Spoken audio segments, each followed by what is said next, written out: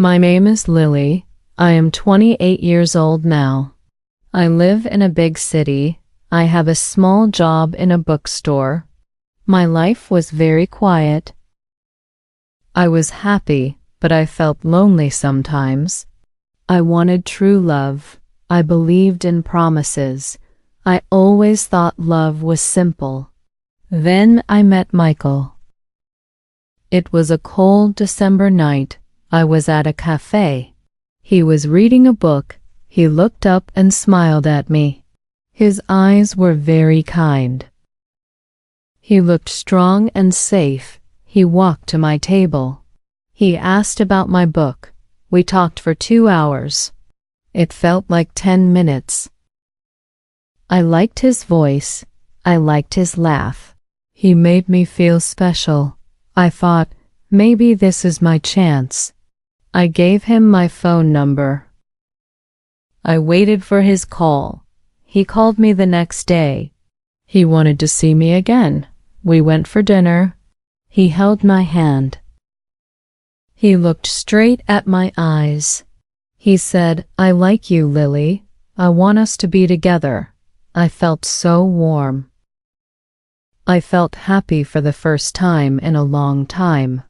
He started visiting the bookstore. He brought me flowers. He wrote me short, sweet messages. He said he loved my smile. He said he loved my quiet way. He was everything I dreamed of. I really thought he was the one.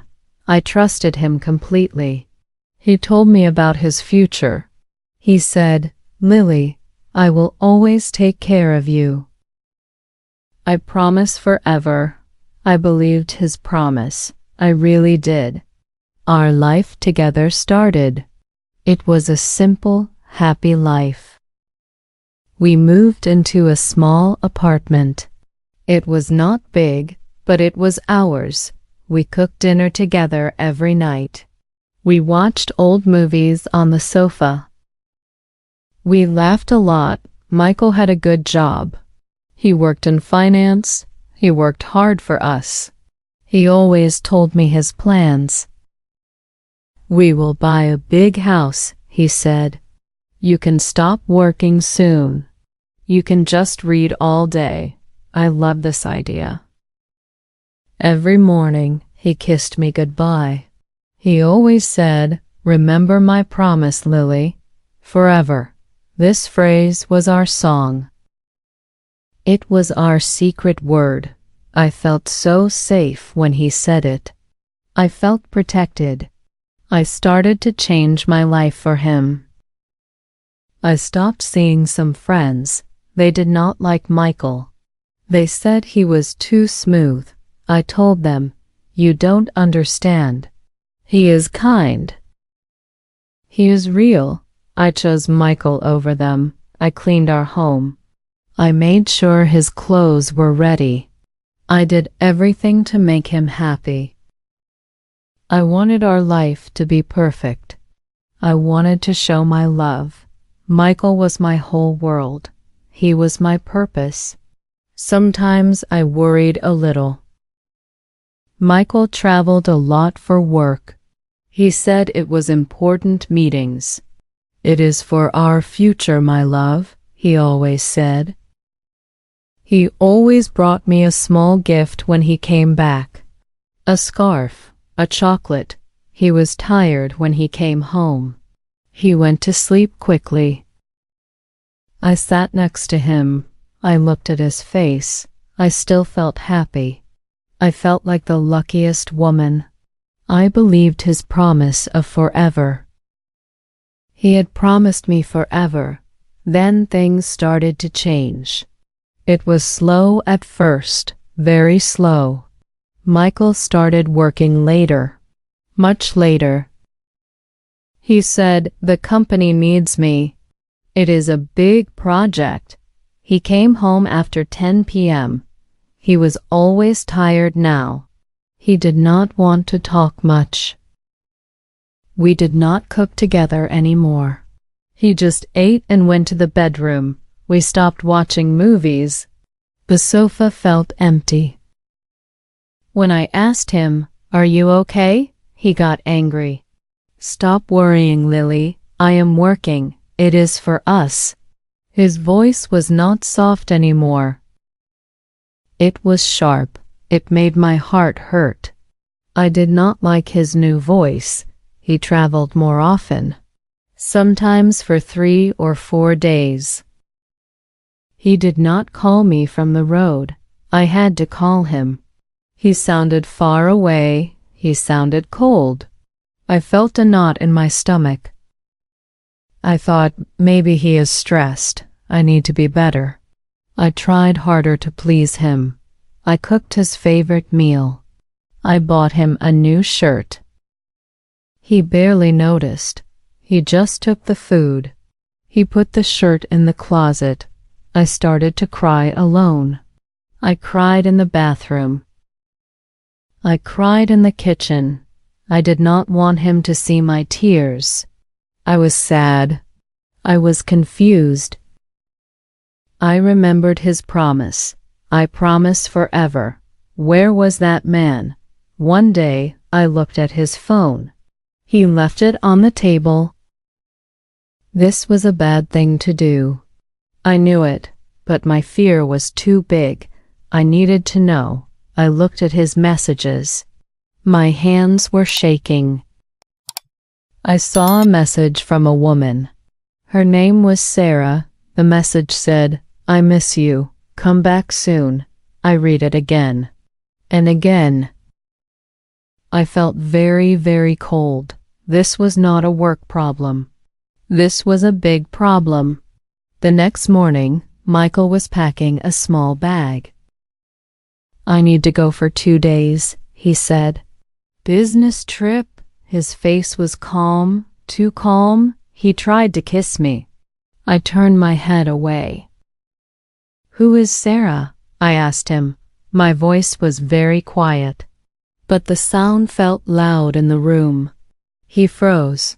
The bag fell a little from his hand. He did not look at me. He looked at the floor.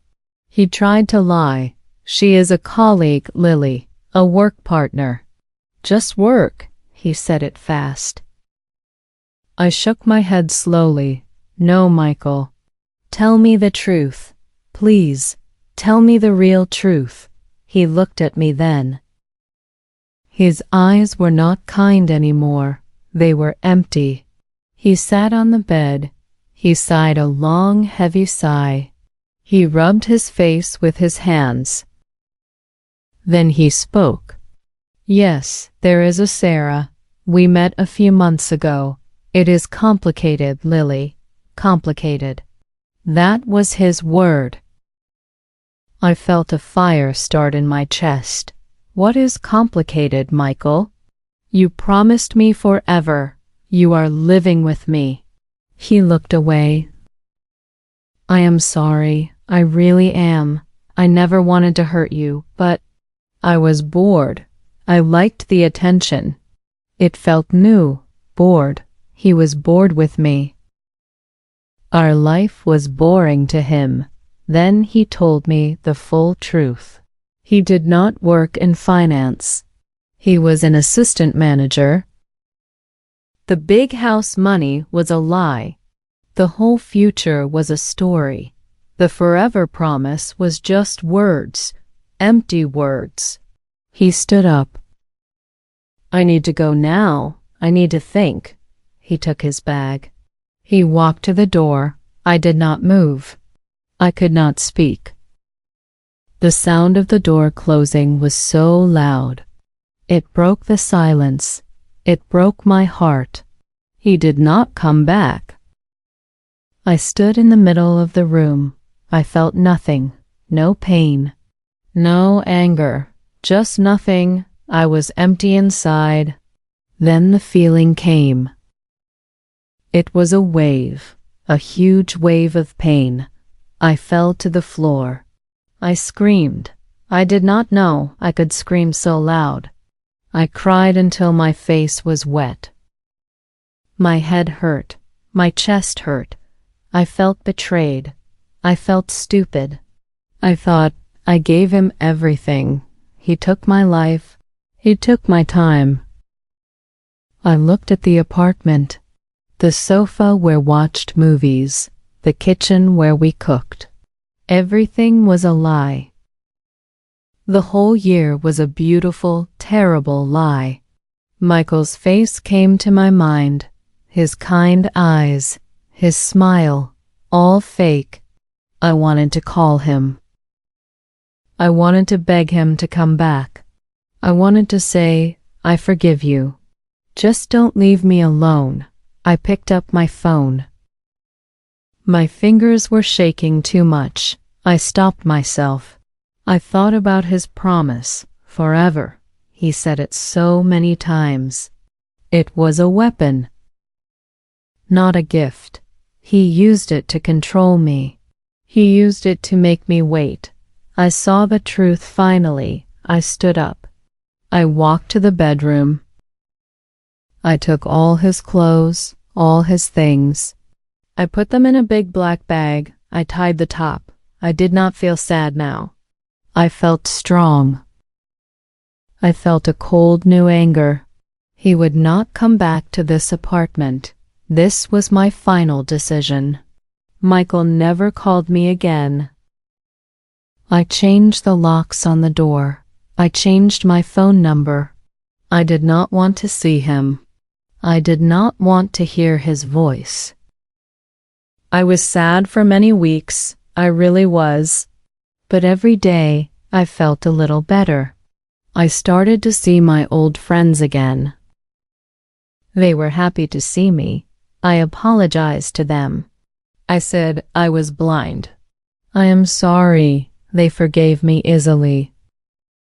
I went back to work at the bookstore. I started talking to people again. I started reading books again. I found new purpose. I realized something important. I thought, my life is not about Michael. I learned a big lesson. Love is not about promises. Love is not about words like forever. Love is about actions. Love is about respect. Michael gave me words. He did not give me respect. Now I know what true love means. True love starts with me. I need to love myself first. I need to be honest with myself. I was happy alone before. I can be happy alone now. I am strong. I am finally free. If you are listening to my story, please learn this lesson. Do not believe empty promises. Look at the actions. Look at the truth. Protect your heart. You are worth more than a pretty lie. I cried, then I smiled. Then I finally understood. If you liked this story, subscribe to the channel and see the next story to learn even more.